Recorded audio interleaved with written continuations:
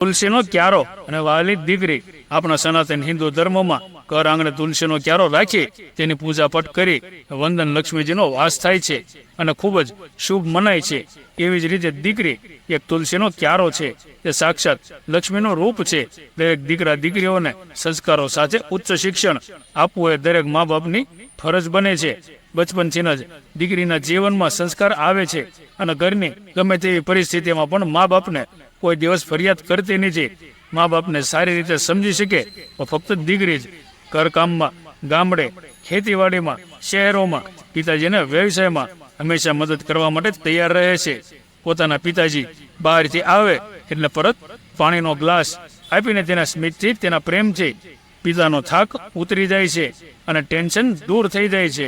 દરેક માતાઓએ ઘરમાં પૂજાપાઠ કરવા જોઈએ કે રામકથા કે કૃષ્ણ કથા ચાલતી હોય ત્યારે નાના બાળકો હોય તો સાથે લઈ જવા અને સગર્ભા બહેનો એ તો અવશ્ય એવી કથાઓ સાંભળવી જેથી તમારા આવનારા બાળક ઉપર પરમાત્માની કૃપા ઉતરે। જન્મતાની સાથે જ દીકરો હોય કે દીકરી હોય સંસ્કારો આપોઆપ તેમનામાં આવી જાય।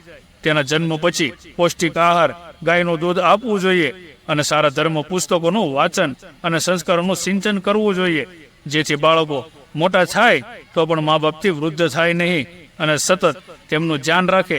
અત્યારના આધુનિક અને ટેકનોલોજીના સમયમાં દીકરાઓ કરતાં પણ દીકરીઓ આગળ નીકળી જાય છે।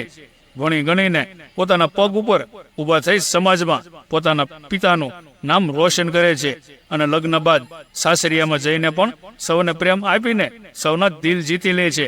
ભણેલી દીકરી બે ઘર તારે છે, એક પોતાનું પિયરિયું અને બીજું પોતાનું સાસરિયું। અત્યારના સમયમાં દીકરી સાપનો ભારો નથી પરંતુ તુલસીનો ક્યારો છે। ઘણી વખત સમાજમાં એવું બને છે કે દીકરાઓ અને મા બાપ સાથે બનતું નથી, પરિણામે દીકરાઓ અલગ થઈ જાય છે ત્યારે તેના મા બાપની ચિંતા દીકરી જ કરે છે। સાસરિયામાં હોવા છતાં પણ મા બાપની ચિંતા કરે તે દીકરી અને પોતાના પિતાની સાથે રહેતા હોવા ઘણી જગ્યાએ મા બાપની ચિંતા કરતા નથી। મા બાપની મિલકતમાં દીકરી દીકરા સમાન સંપૂર્ણ હક ધરાવે છે, તેમ છતાં કોઈ દીકરીઓ મા બાપ પાસેથી હક માગતી નથી અને પોતાના મા બાપ સુખી રહે તે માટે ભગવાનને પ્રાર્થના કરતી હોય છે। આ સંસારમાં ઘણી વખત સાસુ વહુ, નણંદ ભોજાઈ, દેરાણી જેઠાણી અને માં ઘણી વખત ઝઘડા જોવા મળે છે। જ્યાં આવા ઝઘડા થતા હશે ત્યાં સમજી લેવું કે સંસ્કારોની ઉણપ છે। દીકરીઓને વારસામાં સંસ્કારો અને શિક્ષણ વધુ આપવું જેથી બંને પરિવારો ખૂબ સુખી થાય।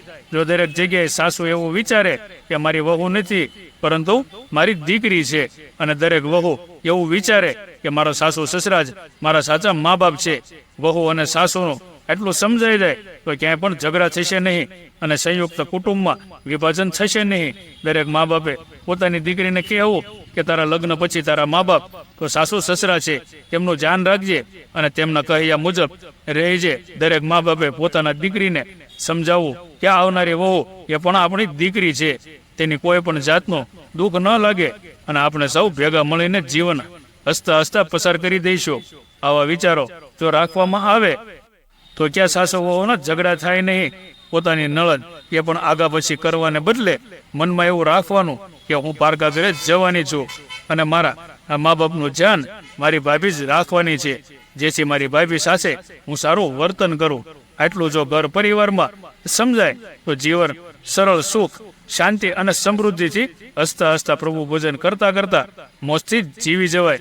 જે ઘરમાં ઘરના તમામ સભ્યો એકબીજા સાથે દિલથી જોડાયેલા હશે ત્યાં ઝઘડા નહીં થતા હોય, કેમ કે ત્યાં સારા વિચારો અને સંસ્કારી દીકરીઓ, વહુઓ, મા બાપ અને સાસુ સસરા હશે। આવા ઘરમાં ક્યાંય દીકરી, વહુ કે સાસુ ઘરમાં તુલસીનો ક્યારો હોય છે જે ઘરમાં સુખ, શાંતિ અને સમૃદ્ધિ લાવે છે।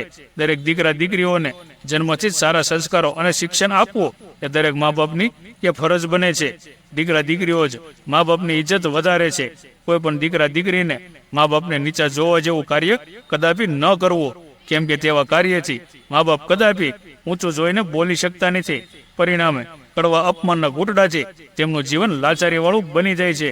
મિત્રો, સ્ટોરી કેવી લાગી કમેન્ટ કરીને જણાવજો। જય શ્રી કૃષ્ણ, સીતારામ, જય માતાજી।